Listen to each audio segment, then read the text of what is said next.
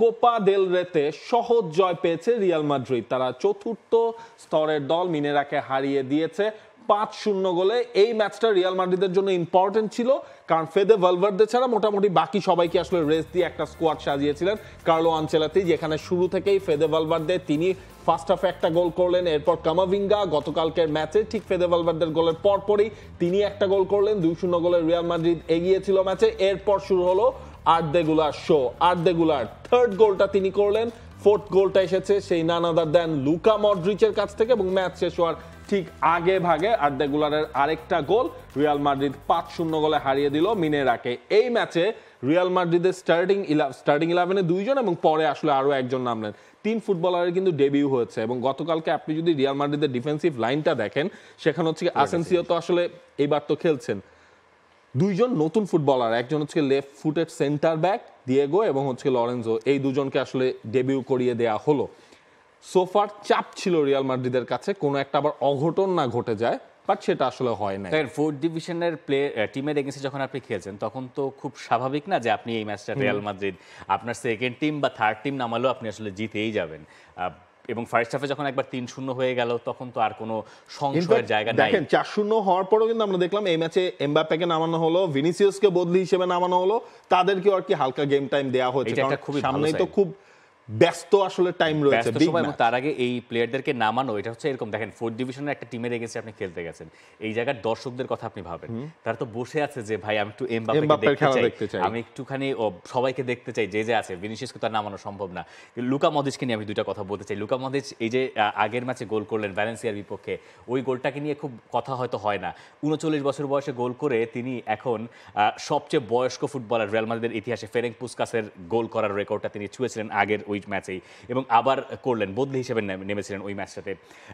এইরকম ম্যাচেও আপনি লুকা মদ্রিচ, কিলিয়ান এমবাপ্পেদেরকে যখন দেখছেন, এইটা আসলে ফুটবলের মধুর গল্পগুলোর একটা। আপনি জানেন জিতে যাচ্ছেন, কিন্তু ওই দর্শকদের বা সমর্থকদের প্রতিও আপনার খানিকটা দায়বদ্ধতা আছে। রিয়াল মাদ্রিদ হলে, আপনি যদি বার্সেলোনা হন, সেই ব্যাপারগুলো কোপা দেল রে কিছু সিস্টেমে পরিবর্তন এনেছে, সেগুলোর কারণেও আমরা আস্তে আস্তে হয়তো ওই জিনিসগুলো দেখতে পাচ্ছি। তবে রিয়াল মাদ্রিদের আসল পরীক্ষা বোধহয় এখন শুরু হচ্ছে।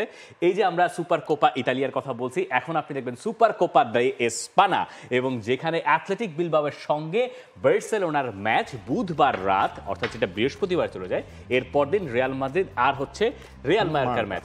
এটা নকআউট টুর্নামেন্ট, রাইট? এখান থেকে আমরা কি একটা এল ক্লাসিকো দেখবো নাবিল খান? দেখার আশা তো আসলে আমরা করতেই পারি, যদি অ্যাথলেটিক বিলবাও এবং রিয়াল মায়োর্কার এগেইনস্টে রিয়াল মাদ্রিদ এবং বার্সেলোনা জিতে যায়। দেখেন এই যে বার্সেলোনা বারবাস্টোর এগেইনস্টে লাস্ট ম্যাচটা খেললো, সেটাও হচ্ছে গিয়ে অনেক নিচের সারির দল ছিল, সেখানে একটা কনভিন্সিং উইন বার্সেলোনা পেয়েছে।